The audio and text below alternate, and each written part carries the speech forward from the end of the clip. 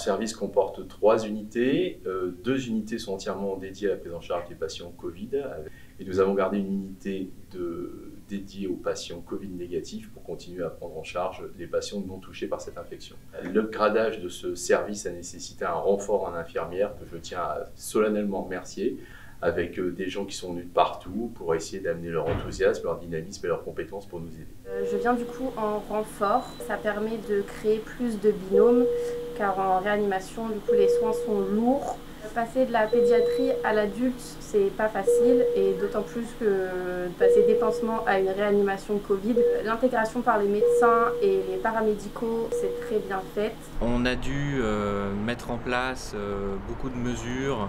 La première a été de privilégier la protection de notre personnel soignant. C'est beaucoup d'organisation sur les procédures d'hygiène, on fait beaucoup d'habillage, de déshabillage, les masques, les gants, les surblouses. On a décidé de mettre en place des filières distinctes avec une prise en charge des patients suspects Covid par des personnels dédiés et des locaux dédiés pour permettre qu'il n'y ait aucun contact et aucun risque de transmission de l'infection à des patients non suspects Covid. Tout ça, évidemment, a été mis en place avec une agilité remarquable. Pour ce qui est de l'amont des urgences, un centre d'orientation respiratoire en lien étroit avec la polyclinique.